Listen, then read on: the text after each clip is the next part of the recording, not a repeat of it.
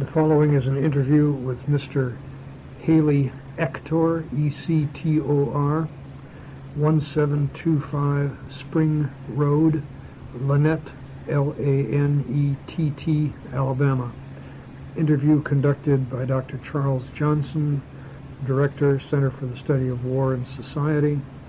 Interview Wednesday, September 13th, 1995 at the center offices. Interview goes. Get your things out here. Well, Okay, I don't like know what I trivia need. questions or something. Well, normally what I do is just kind of ask people about what their life was like before they went in the service, just to kind of get a background, and then talk about the time in the service and after. Well, that was somewhat the way I had it outlined, background up to the beginning of the war. I born in a small town in Alabama called Shaman, Alabama, August 25th, 1920. And grew up in the vicinity of the textile community, 5 towns, 6 towns, each one with a textile plant. My father worked for West Point Manufacturing Company with us in those days. I went to school in West Point, Georgia, graduated from high school. How many in your family? I had 2 brothers and a sister, mother, daddy. My older brother named Howard, and he sort of led the way for me. He went to, after he finished high school, he went over to a GMC over in Millersburg, Georgia, prep school, and played football, and got a scholarship to Georgia Tech. Played football at Georgia Tech, and I followed along behind him. I went to GMC one year and played football, and then went to Georgia Tech to play football. And that's where I was when the war came along. I was a junior at Georgia Tech. Junior? Remember where you were when you heard about Pearl Harbor? I certainly do. It was on Sunday, of course. And the football players, in those days, they gave us a job, an NYA job it was called, National Youth. But anyway, on Sunday morning, what we did, we would guard the practice field to keep people off the company. Kids would come out and play and tear it up. So that was our job on Sundays, and so I had Sunday morning, and we had done our job, and then 2 other boys and I had dates. And my older brother had graduated from Tech and had left me his car because he was in the service and couldn't use it. Was he in the Army, or? He was in the Army, in the Coast Artillery it was called, anti-aircraft. He was in those days, he was in an anti-aircraft unit where all the enlisted people were black and all the officers were white.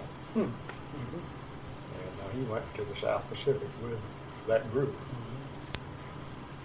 But to get back to we had dates, so we got in the car and headed out and needed to buy gas. Stopped at a filling station, bought the gas, and went in to pay for it, and I heard it on the radio. They were talking about Pearl Harbor. And boy, what a blow that was to us. You know, I knew my brother was already in the service. He had got his commission at Tech at ROTC.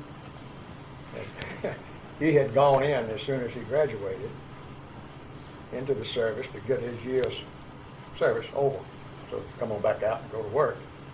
And he was scheduled for discharge on December the 12th. And of course this happened on the 7th. That went his folks for discharge. But I was more concerned about him than anything else. And, then that was Sunday. And then on Monday, the Atlanta Rotary Club always invited the Georgia Tech football team to a luncheon and gave gifts. And we were at the Rotary Club meeting in downtown Atlanta. Not a word spoken, listening to Roosevelt, President Roosevelt. And he declared war, of course. That was not a very festive occasion like it usually was. And then right after the luncheon, I got in the car and drove to my parents' home down in West Point and told them that I was going to join the Air Corps. And, of course, I was old enough to do it. I was 21 at the time. So, What was their response when you said you were joining the service? well, they accepted it. My mother had a problem with it. My daddy accepted it very well. They understood. I mean, we all were going to have to go. And, Had he been in the service in World War no, I? he didn't go in World War I. I don't know exactly why, except for the fact that he worked for a textile company, and a man told me one time that he and my dad had decided to sign up to go, and some of the executives of the company talked them out of it, and they didn't go. And I think the war ended about that time anyway. And my dad had a couple of children. He had 2 children at the time. So then I went down the next day when I was at McClellan there in Atlanta and signed up for the to go in, and they told me to come back after Christmas and take my physical, etc. So I was lined up to do that. I went in on January the 13th. Did you finish the semester at Georgia Tech? Or? No, I thought I was going to because all my friends, John King, had gone out and signed up, and they gave them time, I think it was just like 2 weeks of finishing the semester. But when I went out on the 12th, no, the 13th, January, to take my physical, and I still had maybe another 10 days of school. After I finished, and they were interviewing me, and the man says, I said, now, I want to go back to school. I got a couple more weeks of school, and I want to finish school, and then I'm ready to go. I want to finish this semester. He said, if you want to go in the Air Corps, says, you go in today. And I said, well, I can't go today. I hadn't planned to go. All my stuff is at school. And I said, I can't do it. And he said, well, if you want to go, said, you'll go today. Otherwise, we'll see you later. So I wanted to go badly, and so I went. Were you with other friends down there at the time, or were you by yourself? Well, I was with a group that had signed up. We did not know each other previously, but 4 of us rode to Maxwell Field, Montgomery, Alabama, together. And this is the part that makes you so mad with the way the services worked. We got to Maxwell Field late in the afternoon, of course, and spent the night. They gave us a place to sleep, and then the next morning, they processed us. We went through this line where they gave you a quick physical, I mean, not a physical, but, then we had to take off our clothes, down to our underwear, I guess, and then they issued us uniform. And we went out the back of the building, and they had these stave trucks, covered trucks, sitting out there. And they put us in those trucks and took us down to Dothan, Alabama, and said, it's going to be 2 weeks before we can get you into the next class here at Maxwell, so we're going to take you down here and you'll drill. 2 weeks, what I needed to finish school. And they said, no, you had to go that day. But That's not the only injustice that you're going to find. Not the only one, but it's a bad way to start. It was a bad way to start. Then we came back to Maxwell 2 weeks later and went through the pre-flight, they called it. Mm-hmm. How long a program was that, the pre-flight? If I remember correctly, it was about 4 weeks. Let's see, January. Yeah, it was about a 4-week. Yeah, that's what it was. And then we were shipped out from Maxwell Field to different areas to begin your flight training. Mm-hmm. And I went to Arcadia, Florida. Colstrom Field, Arcadia, Florida. Is that a new field or an old one? Or? Well, it was just a cow pasture, really, and civilian instructors. Mhm. The people that, I can't remember the names. What was it? But I got it in there somewhere.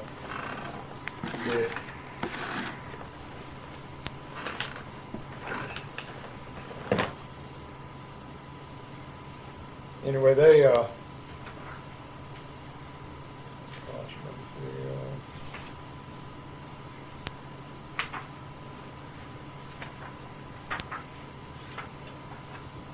they're still in business. What people? The people that own the instructors school. Anyway, we went through the primary flight training, which flying a PT-17, which was a biplane, open cockpit, two cockpits, One behind the one other? behind the other. And that was the first plane we flew. We got about 65 hours of flying time in that. Had you ever flown before? No. Or had you had... I had been up one time. Yeah. Why did you choose the Air Force? Well, that's interesting. Back when I was growing up, I used to enjoy reading the old World War I Aces. Aces books. and all that. Have you ever read any Oh, of that? yes. Colonel Springs, Mhm. some of his writings. And that just fascinated me. You know, I thought, well, if you're going to fight a war, that's the way to do it. And so I liked airplanes. I had been up one time. I managed to scrape up $1.50, I believe it was, and some barnstormers had come through on Sunday afternoon. You know, James Morgan and I went up together, and so I just had it in my head that was what I wanted to do. And, then we left Costin Field and came back to Montgomery to Gunner Field to take the basic, it was called, and it was in a larger airplane and single wing, but still two cockpits, one behind the other. And Did you lose quite a few people in the first training? yes, we lost Washed quite a out, few washed out. In my particular group, there were 5 of us to an instructor. And we were not very lucky. We happened to get an instructor that was a terrific instructor, a good pilot, but he was also an alcoholic. And he would miss several days of, our instructor was out, so we missed several days of flying. If you hadn't soloed, you couldn't go. You couldn't do anything. So we were dropping way behind. Mm-hmm. And he finally got it, of the 5, he soloed me. I was the only one that he got to solo. And then right after that, they let him go and got us a new instructor. And that instructor came in, and we were his first class. He never had a class before. And he just went crazy right there, and he washed 3 of the boys out in a hurry. They didn't last any time. But I had already soloed, so he could let me go out and fly by myself, and he didn't have to work with me too much. And so he washed out 3, and then the 4th one, he put him up. We had check rides with the Army, as we call it. So these were all civilian trainers, but we also had Army pilots there that if civilians thought that somebody was having trouble, the Army pilot would ride with them to see if he were savable or not. And this one boy who was my roommate,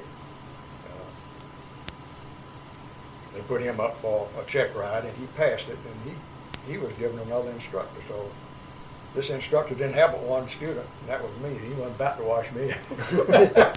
He'd be out of a job. So anyway, we lost quite a few in that first, and that was what it was all about, really. They could really tell if somebody had the potential to go ahead and learn to fly. Did you lose anybody to accidents? No, I can't remember losing a soul to to an accident. In all of my flight training, we didn't lose anybody, which was very good. We had some crashes, but no fatalities. Did you find that flying was as much fun as you thought it was going to be? Yeah. It was just the most wonderful. I mean, do you fly? No. It just something about being up in the air by yourself in a plane. And of course, I was a fighter pilot, and I was always alone. And it's just. Now, I would think that if you were responsible for other lives in the plane, well, you might put a different shade to it. But being in the plane by yourself, and it's just a feeling that you can't describe. It's wonderful. But we went through the basic training, got about 70 hours of flying a plane. It was called a BT-13.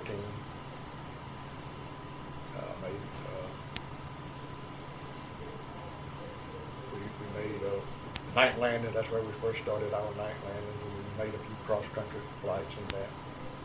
So you're studying navigation and... Getting some navigations. And we also had to learn Morse code. And that was the hardest part of this training for me, was to learn that Morse. I knew it, but I couldn't send it. I just could not send. I don't know, it just wouldn't go. And I have trouble typing. I mean, I know the keyboard, I can take them typing, but they almost made, all I had to do was, 15 words a minute, and I had an awful time doing 15 words a minute. But anyway, something about my clumsy fingers. But anyway, we were getting that, and we were getting instrument flying in the link trainers, as well as flying that's what we call flying under the hood. They'd pull a hood over your head, and you'd have an observer in the back seat. You'd have to go on instruments. You'd fly instruments, and he would watch for you to be sure you didn't run into somebody. So we did all that in cross countries. And then we moved into the advanced trainers, which I went back to Dothan, Alabama, where I started out with the advanced. That's where I graduated from flying school. Got my wings to North American AT-6. Still a lot of those around. Good airplane? Good airplane. Same landing, 2 cockpits. And it had retractable landing gear. That's where we got to the first retractable landing gear. All the others were fixed gear. And this also had variable pitch props. So you had to set the propeller pitch all that way, as the others were fixed pitch. And you just flew whatever. So graduated from flying school there. Of course, that was much more advanced. We did a lot of cross country, a lot of instruments. And we'd go down to Eglin Field and shoot gunnery. They had guns. Did you do much formation flying? Oh yes, that's right. We started the formation in the basic. We did a little formation flying in basic, but we did a lot of formation flying in advanced. And that's something you've got to have. I think that's a very important part of training. Some people better than others at that? That's correct. You better believe it. A lot of hair stories about that. But just a little funny that happened there at Dothan. There were some British cadets training there. And as I say, do you need to answer? No. We had retractable landing gear. Well, when you cut your throttle, if your landing gear is not down, there's a little horn that blows that reminds you that you never let your gear down, so you won't land without it. So one of these British boys came in one day and was landing, and the towers saw him coming in, and his wheels were not down, and they kept calling him and trying to get him to let his wheels down, to let his wheels down. He didn't ever understand. He came on in and landed with his wheels up. And they said, didn't you hear us? On the tower people said, didn't you hear us? We kept telling you your wheels were up. He said, all right, but I couldn't hear you for that damn klaxon making so much noise. So laughed a lot about that damn klaxon making so much noise. But then when we graduated, of course we were scattered all over. When did you graduate? I was in the class of 42I, which was October the 9th, 1942. Okay, so just a little under a year from the time. A little less than a year. And I was assigned to a training base in Tallahassee, Florida. And was there for, well, they gave us a couple of weeks off after we graduated from flying school and went home and visited. And then went back to Tallahassee, and they had P-39s, which is the Bell Air Cobra. Are you familiar with that? The plane that had the engine behind the pilot, 20 millimeter cannon firing out the hub of the prop. So we were to train there, and it was rather a haphazard type of situation. We didn't really get trained the training that we needed. Everything was so rushed up. I had more, see, and being a fighter plane, you didn't have an instructor with you. You flew by yourself all the time. And we needed to do a lot of formation flying and instrument flying, which we didn't do. I had 35 hours, which is not much time in an airplane, when they told us, and I was one that had probably as much as anybody, more than most of the boys in our group. And they put us on a train and sent us to San Francisco. And that was an interesting trip. A long one. It was a long trip, without a bath. When we got to San Francisco, we all rushed to the hotel to get a bath. Main thing on everybody's agenda was to get a bath. That Bel Air Cobra, good points and bad points of flying the plane? The P-39, we always said, was like the bumblebee. It was not supposed to fly, but it didn't know it, and it flew anyway. But it had a short wingspan for the weight it was carrying. And they later changed that wing on that plane and changed the designation of the plane from P-39 to P-63. And the P-63 with the improved wing was a much better flying airplane. But nevertheless, this is what we had, the P-39. Was it unstable at speed, or? Well, it had a characteristic of tumbling, which means it tail over nose this way if you did certain things. And it had a bad stalling characteristic in a tight turn. You couldn't make tight turns very well. That's too without bad, stalling. because there are times that you go. That's right. That's right. You need them. So it was not the best aerial aerial gunnery plane that we had. What was it? Did a pretty good rate of climb? No, it didn't have a good, and it didn't have a height. It didn't have much ceiling. 13,000 feet was about max that we could function anywhere. And of course, the Japanese were flying 25, 30,000 feet and functioning well. And we had our other fighters would match them up there, but we couldn't. We were low level, strafe, dive bomb, and low level cover of beachhead. So you weren't supposed to get in dogfights if you could. We stayed away from them as much as we could. Now, they like to send us out after the Japanese dive bombers, which were fixed gear, and they didn't have much altitude either. But that was primarily what we would do at a beachhead. We would keep the dive bombers away. But they sent us on. We went to San Francisco by train, and we got to San Francisco in early December. I don't remember the exact date, about the 1st of December. And stayed there for 2 or 3 days, and then they started flying us out to the South Pacific, 12 at a time, on converted B-24s. They call them LB-30s, which were had seats on them. And they flew us from San Francisco. We landed, we left about 10 o'clock at night, landed the next morning at Hickam Field on December the 6th, 1942. And the next day being our air crew had the rest. So we spent the night of the December the 6th then at Hickam Field. And then the next day being the 7th, they were afraid of another attack from the Japanese on the anniversary. So they wouldn't let us take off. And so we spent another day, we spent an extra day there. Was the place still pretty beaten up Yeah, a year later? Yeah, it was. The hangars were in bad shape. And of course, the port out there was still in terrible shape. Anyway, then we went from there. We landed at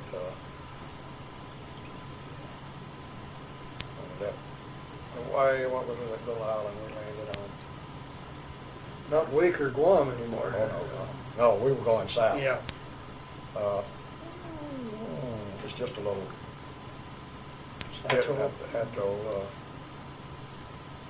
So we were heading Anyway, for Australia? Or? We were headed for Australia. That's where we ended up. We spent that first night after we left Honolulu at this place, and then the next night we spent in Fiji, and then the next night we spent in New Caledonia, and then the next night we got to Australia. Was that Ipswich. B-24 an uncomfortable way to travel, or? No, it Not was bad. like an airliner. It had a seat like, and they were very comfortable. It wasn't a bad flight. And we got to Ipswich, Australia, which is right out of Brisbane. And we went by there. And spent, when we got there, they looked at our orders and they said, who are you? He said, we sent you on up to Port Moresby yesterday. Said, we don't know who you are. And they had gotten the orders mixed up. As I said, they were flying us out 12 at a time. And the flight ahead of us, the group that left ahead of us, was supposed to have stopped in New Caledonia and joined the 13th Air Force.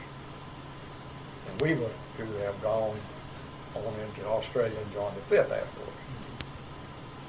But the pilot got it mixed up, and instead of letting them off in New Cal, we took them to Australia, and they assumed that was us. So we had to wait there at Brisbane for a couple of days until they could find out what to do with us. And then they sent us back to New Caledonia. We joined the 13th Air Force at that time. On that kind of a chance, you go from one Air Force to another. Right. Well, that was the way things were organized in those days. It was fairly haphazard. And the war in Europe was the main thrust at that time. Anything in the Pacific was what they had left over from using in Europe. And that was the reason we had the P-39. But it was, we did the job with it. And we trained there on New Caledonia for a while, and then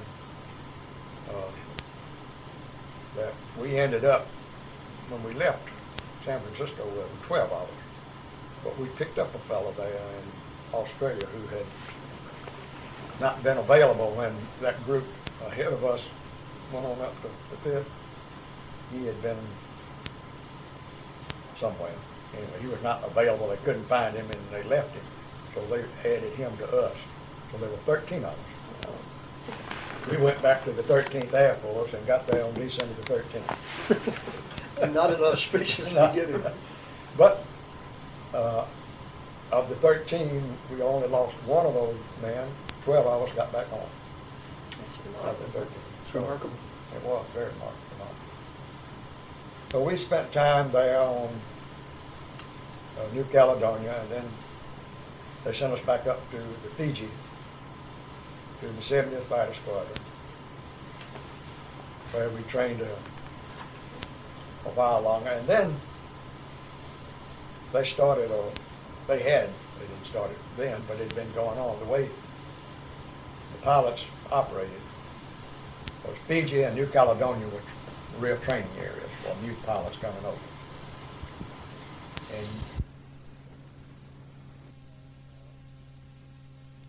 now, and you would fly combat missions for about 6 weeks. And then they would send you to New Zealand, Auckland, New Zealand, and stay down there for 10 days, R&R. And then you'd go back to either New Caledonia or Fiji and train new pilots coming in. And this system just kept going all the time. You'd be in one squadron for a few weeks, and then all of a sudden you were in another squadron and another group. But it was all the 13th Air Force where we were, and 347 Fighter Group, it was known as. We had the 347 Fighter Group and the 18th. And most of mine was spent in 347. Occasionally you'd get, for some reason, you'd be in one of the squadrons that belonged to the 18th. But had some interesting things to happen. You are familiar with how Yamamoto, the admiral who planned the attack on Pearl Harbor, are you familiar with his death? He was going to inspect the Philippines and was met by the 70th. He was inspecting the Solomon Islands. Solomon's, okay. Which is where we were. And they had broken the Japanese code not long before this, and they knew that Yamamoto was going to be on a small island called Balali to inspect it, and then he was going to leave that and go up to an airfield on Bougainville, which was only a flight of about 35, 40 minutes, short flight between the two places. And they knew that he was a stickler for his schedule. He was very strict with his schedule. You could depend on him. If he was going to be there at 10 o'clock, he was there at 10 o'clock. And they had the times that he was to take off from Balali and go to Kahila. And they turned this over to a man in our group. I was not in that squadron. As a matter of fact, I was in the hospital in New Zealand. Which is an interesting story. Which is Why another you story. you're going to tell that But crash. Major Mitchell, who was a squadron commander, was given this intercept, and he had some P-38s. They had 12 P-38s. And that was a good airplane. It had plenty of altitude. It had a lot of guns and fast, maneuverable. So Major Mitchell was given this assignment, and he sat down, and with his boys, they figured out what time they would have to leave Guadalcanal. They were going to have to fly about 10 feet off the water for 300 miles up to Bougainville. And they had a window of about 3 minutes plus or minus. It's a 6-minute window to make this intercept. And when they got there, of course it was early in the morning, it just happened. And they got there, and just as they got to the intercept spot, they saw these planes, the Japanese bomber Betties, they were called. There were 2 of them. And they had, about 12 zeros for escort. And so our boys went in and shot down both of the Betties. The one that Yamamoto was in crash landed on the island of the Bougainville, and he was positively identified, so he was killed there. And since then, there's been one heck of an argument about who shot him down. The guy who took credit for it and was given the credit in the beginning, all of us that knew about all of this don't think he did it. We think it's this other fellow who's done And they are still trying to prove this. This is an ongoing today argument. What made you think at the time that the wrong person had gotten credit? Because of what he said. But then the boys that were on the flight, and they said he couldn't have done it. I mean, they gave many good reasons why. But he took the credit. He said he saw the wing come off the plane. But that's neither here nor there. It happened, and it's too bad that two good friends had to get into a fight like that. And it divided. I mean, I don't think many of them, and the one that took the original credit is dead now, Tom Lampkin. But I don't think too many of the boys on that mission sided with Tom at all. I think they all were grounded. But anyway, that was an interesting to be there. I had, a few days before that happened, I had a day off from flying and had been to the beach on Guadalcanal and had come back, three of us had come back from the beach together, and we went into the operations tent to find out what time we would fly the next day. And this was about 5 o'clock in the afternoon. And when we walked in, the operations officer said, "Hey, I need one of you three to go up." Said, "We've just gotten word that some valves, Japanese dive bombers, are on the way in, and we've got 3 planes up, and we need a 4th, and we can't find the man that's supposed to fly with them. So one of you got to go join them." So we matched to see who would go, and I won. I lost. Well, I thought it was a win. But anyway, I go out and jump in the plane, and I've got 3 people up here waiting for me. So I was trying to hurry to catch up with them and get to the end of the runway, and it was one of these metal mats runway. Marston. Yes. And anyway, as I swung around on the runway, evidently the tire on this right side blew out. And it was a short runway, 3,200 feet. And so the plane was full of gas. I had a belly tank, all my ammunition. I had 250 calibers, 20 millimeter, 4 30 calibers. And they were all loaded, fully loaded. And going down the runway, I couldn't get up enough speed. At the end of the runway was a coconut tree that belonged to the Lever brothers, who would charge us $7.50 for every one we cut down, so we didn't cut down many. I always tell my wife, don't find anything to Lever brothers. But anyway, I was not getting up enough speed to get over the tree, so I cut my engine and put on brakes. And when I put on brakes, the landing gear with a flat tire came off. And it was a tricycle landing gear on the B-39, nose wheel. So when the landing gear came off, of course, I just dropped down on that wing and went skidding out through the coconut trees on my belly tank. And of course, that burst into flames immediately, and by the time the plane stopped, the ammunition was going off and it was burning. It was a terrible fire.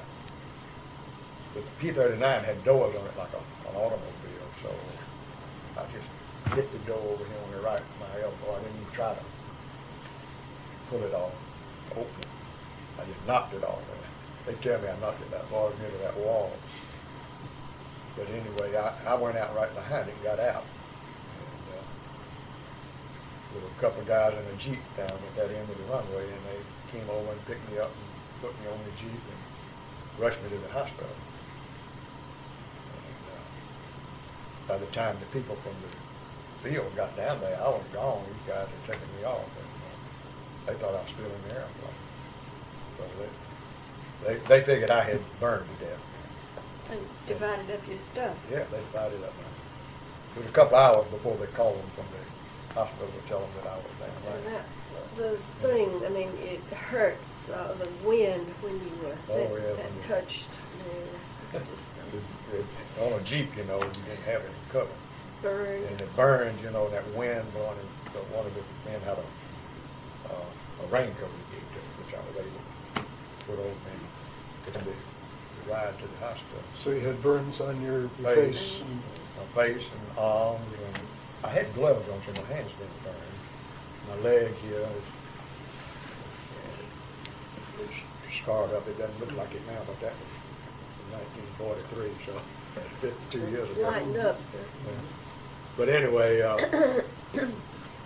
was in the hospital there in Guadalcanal. I've read numerous places that the fear of fire is one of the worst things that most pilots have to deal with. Well, it is. It is. It's something you can't.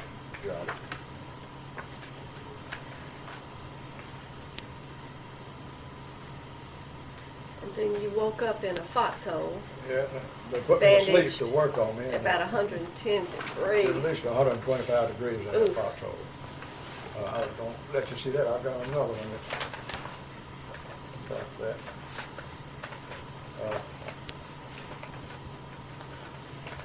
They had to take the patients. So the reason that you were Yeah, there was we were why? not ambulatory, so anybody who was not ambulatory, they put in these foxholes at night. Every night. Yeah, That was just that was standard operating procedure. So when I woke up, it was hot as Hades in there. And they were feeding me pineapple juice through a straw. My face all bandaged up. I had my eye holes and nose and mouth. And hot, I just couldn't stand it. I just raised hell and told them they had to take that bandage off my face, which they eventually did, and left it off, and the burns scabbed up very quickly, and well, I looked awful. It scabbed up, and that I'm convinced that that's the reason I'm not scarred on my face. You healed quickly It then. healed quickly. And up in here, some scars You that can you see don't sometimes, see till like, it gets Up hot. right up the hairline there? yeah, I have a helmet on. Uh-huh. One of those cloth helmets, you know, with our radio. So that was quite a harrowing experience. And then I went from there. They evacuated me down to the New Hebrides, and that's where my brother was. He and I met down there with me in the hospital. Yeah, no, You knew he was there, right? I knew he was there. How did you get word to him that you were... Well, I knew he was on this island. And when I got to the hospital, got in my bed, there was a black master sergeant came in, and he had the little cap on with the piping that indicated the anti-aircraft unit, which my brother was in. I knew he was in a unit like that, and so I called him over. I said, Sergeant, I said, you know Captain Ector? And he said, yes, sir. He was my battery commander. And I said, well, how about finding him for me and telling him that somebody's up here wants to see him in the hospital? I said, now, I'm his brother, but don't tell him. I don't want him to know it's his brother. So he said, yes, sir. I'll get him as soon as I get back down there. I said, I'm going down here and see my chaplain. And we went in the old Quonset huts. So he walked down to the end of the hut where his chaplain was in his bed. And he didn't even sit down. He ran out the door and came walking back in with my brother. He had looked at He it. had looked out and had seen him walk by the door. And so I hadn't been there a half an hour when we got together. You hadn't seen him in a year, I It's imagine. been a couple of years Couple of since we've years. seen each other. Yeah. Now that's something. Yeah. But that was very good because when I left Guadalcanal, they shipped us out fairly early in the morning. And I had told them the night, they told me the night before that they were evacuating me. And I said, well, I need my wallet. It's in the safe. And they said, well, wait till in the morning. Says, you can get it in the morning. Says, I wouldn't keep it here tonight. All night. It wouldn't be safe. So anyway, I let them talk me into it. Well, the next morning when I said, I want my wallet, they said, well, too bad. The office won't open until another hour or so, so we can't get it for you. So I had to leave. I didn't have anything. I had on a pair of GI pajama pants, and that was all I had. I didn't even have a top because I was burned up here on my arms and so forth. And no, nothing, no little bag of stuff? Nothing. I didn't even have bedroom shoes. So when I saw Howard, he went down and brought me a pair of his old bedroom shoes. And he's got, 12 It's shoes. It's big. But he brought me a pair of bedroom shoes, and then I stayed there for several days. And then they put me on a ship and evacuated me to New Zealand. And Howard got me together a shirt and some underwear and a pair of pants. And that was what I had his bedroom shoes. And that's what I had when I went to New Zealand. I still didn't have any money. And yeah, I take it back. He let me have $20, which was a lot of money then. And so I go on to New Zealand, and all told, I was in the hospital 10 weeks. Went down to New Zealand on a hospital ship. And then came on back up to Fiji and started flying again. And I was there the night that President Kennedy's PT boat got shot up. They got us up I was on Guadalcanal, and they got us up at 4 o'clock to escort some Navy dive bombers to go up. They had a big naval battle that night, and that was when his PT boat got shot up. And we flew, I guess I flew at least 4 missions that day, escorting the dive bombers. And we must have flown over him practically every time we went up there and came back. And nobody saw anything out there. I don't know why somebody didn't see it. But we flew over several times.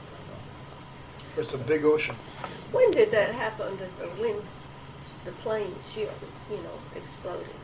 Well, the months all run together on me. I don't remember Was the it exact on month, this but side? I was flying from Guadalcanal, covering the beachhead at Rendova, which was on New Georgia. And 16 of us on the P-39s went up this particular afternoon, and some of the planes that we were flying, the P-39s, they had decided to try an electric compass rather than a magnetic compass. Now, that was a stupid idea, but that was somebody's idea. And this plane that I was flying had one of these electric compasses on it, and it wasn't working. And there were 16 of us. And I started to go back. I said, guys, you go back just because your compass is not working. Well, people say about you. Yeah, I never Everything heard else that. working fine. It's just compass. You don't need the compass. You've got all these other guys you can follow. But anyway, we get up there, and the weather goes bad on us. And we're covering the beachhead. And the weather had pushed us right down through the water almost. And the controllers there on the beach kept saying, don't leave us yet. We've still got some valves out somewhere. The radar had them. So we're afraid they're going to try to come in. So we stayed as long as we could. And finally, they let us head on back to Guadalcanal. But so we went over the mountains, got over the mountains there on New Georgia, and thought we could drop down. It was so thick, we couldn't get through it. So we thought we'd drop back down and get on the water and fly below it. Well, it was right down all the way to the water. It was more dangerous there than it was trying to get over it. So then we started trying to climb back through. And this is when you formation flying really comes in handy. We were flying, I bet our wingtips were not more than 6 inches apart, following the leader. Of course, I didn't have a compass. I didn't know where in the hell I was. But I was following this guy. And the man that was flying on my wing disappeared. Disappeared. And then the man flying on this guy I was following wing, he disappeared. And that man we never found. The one on my wing got back home tonight. But there's this guy myself, boy, and I'm right up there. I'm almost touching him with my wing. Because I didn't have a compass, and I didn't know which direction to go out. So, anyway, finally I looked down. I don't know what made me do it, but I just glanced back down at the instrument panel to see how high we were, I guess. And when I looked back up, he was gone. Ooh. Wasn't anybody there but me. Oh, Haley. And about that time, my speed started building up. And of course, if you've ever flown, you know when you get in clouds, you have no reference, so you don't have any idea what your attitude is. So speed kept building up, and I pulled back on the stick to, pull my nose up, and it would start shuddering like it was going to stall. And I kept doing all these different things trying to, correct that, and I wasn't having any luck. And so I just had given up. I couldn't bail out because what happened, I was going to spiral, and the centrifugal force had me pinned to my seat. I couldn't move. And going about 400 miles an hour. And so I just said, well, this is it. And about that time, my co-pilot came in, and there was an explosion, sounded like an explosion, but the plane leveled off all of a sudden. And with all that centrifugal force, it pushed the glass out of the front of the plane. I didn't have any glass in front. But fortunately, it went out. It didn't come in. The belly tank flew off. And I just leveled off and went right over the trees. The crew chief said when I got back that I had, this was on a mountain, that I had leaves in my air scoop. So that was pretty close. But how did you get back? Well, not having a compass, I had decided that I was going to land in the water right there by this island. And but I didn't know where to go, which direction to go in. And the weather was so bad that you only had about a 50-foot ceiling. So about that time, I happened to see one of our Liberty ships. And I knew that he was either headed for Guadalcanal or for Rendon. And I was so turned around from all of it, I had no idea which direction was which. Couldn't see the sun. So I decided, well, I could fly the heading of that ship, and it'll take me somewhere that I'd like to go, either to the beachhead or to Guadalcanal. And we had what we call a gyro compass, which worked on the gyro, but you had to keep it caged. You'd uncage it. If it wasn't, and all that violence that I went through, it would have tumbled. Anyway, I uncaged my gyro and set it on his heading and just flew there.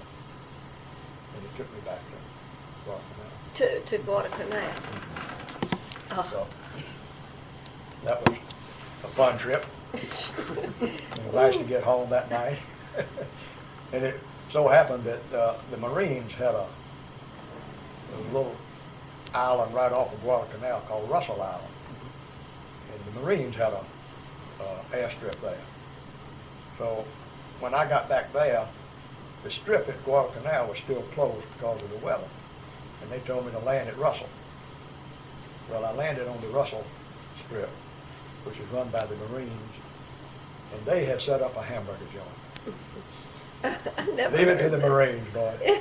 But they had a hamburger joint, and I landed, and I stayed there for an hour or so waiting for the weather to clear. You had a hamburger. I had a hamburger. Hey, that was great. And then I flew it on back to Guadalcanal. But I had reservations about getting that airplane, trying to fly that airplane again because it didn't have any glass in it. No glass in the windshield. And it was not flying at full speed. It flew kind of like a dog runs, about like that. It didn't fly straight. So sideways? Yes, I had a little can't do it. But I anyway, can't believe you took off in that airplane. Well, they had a long runway, and I decided if I can't get it off, I got plenty of runway I can stop. But it got off and it flew all right on back home. And that was quite an experience. Did you normally fly with the same wingman, or were you wingman with the same person? No, we didn't. We didn't have enough planes for everybody to have his own plane. Oh.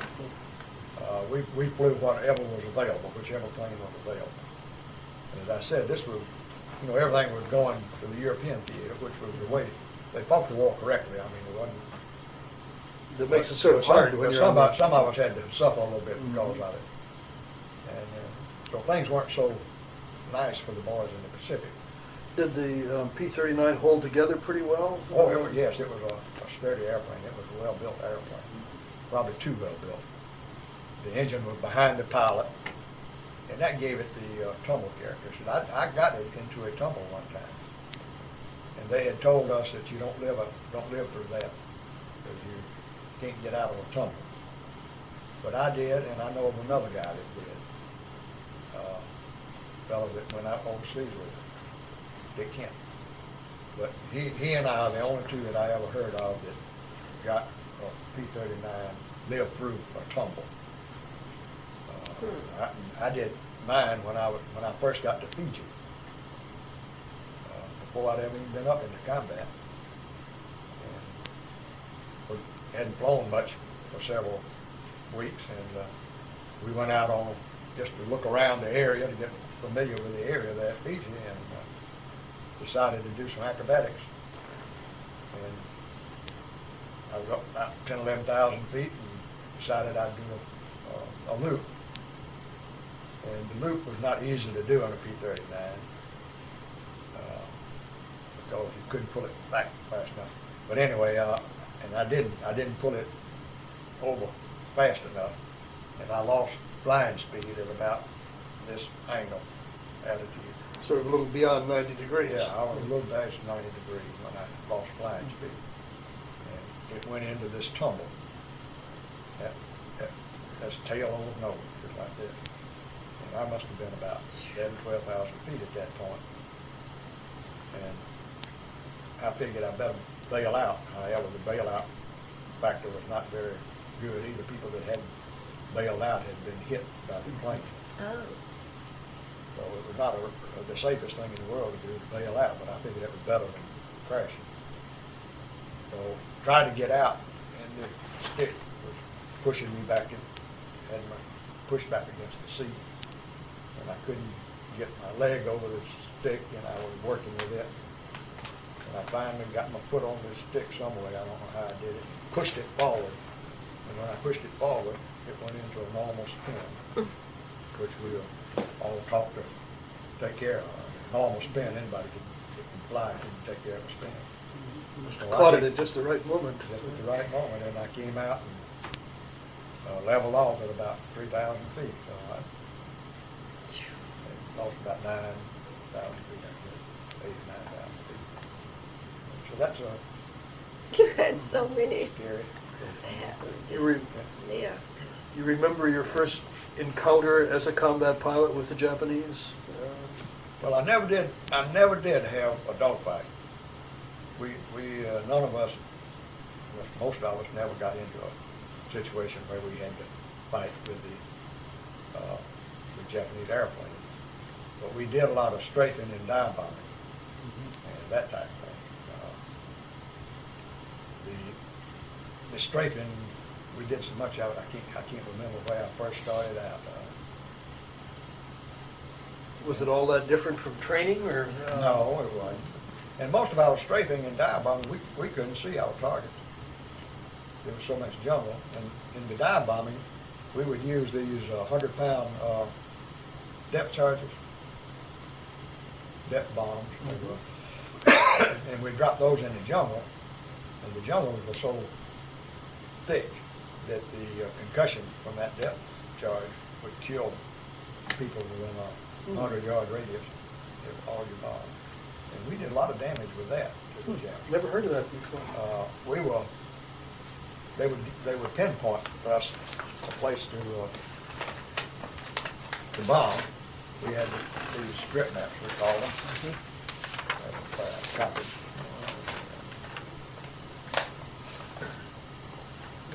they would pinpoint, we had all the islands like that.